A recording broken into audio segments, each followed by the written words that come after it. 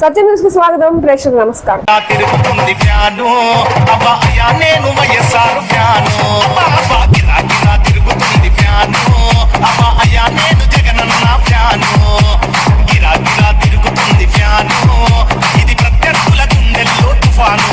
నాకు మంచి స్నేహితుడు అని చెప్తాను.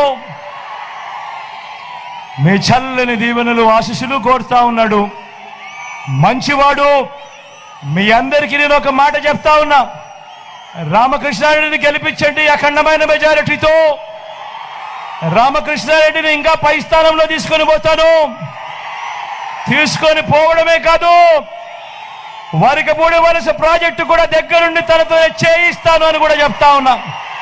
వంక 14 ఏళ్ళు ముఖ్యమంత్రి అంటాడు చంద్రబాబు, 3 సార్లు ముఖ్యమంత్రిగా చేశానంటాడు చంద్రబాబు. నేను అడుగుతా ఉన్నాను మీ అందరినీ, ఇన్ని వేల మంది ఇక్కడ ఉన్నారు, మీ అందరి సమక్షంలో నేను అడుగుతా ఉన్నాను. 14 ఏళ్ళు ముఖ్యమంత్రిగా చేశానంటాడు, 3 సార్లు సీఎం అంటాడు.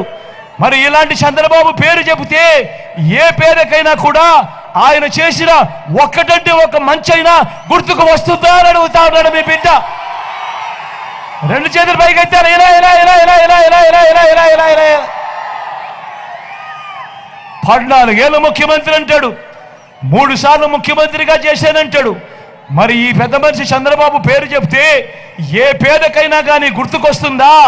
ఆయన హయాంలో ఆయన చేసిన ఒక్కటంటే ఒక్క స్కీమ్ అయినా పేదవాడి కోసం చేసింది గుర్తుకొస్తుందా అని అడుగుతా ఉన్నాడు మీ బిడ్డ.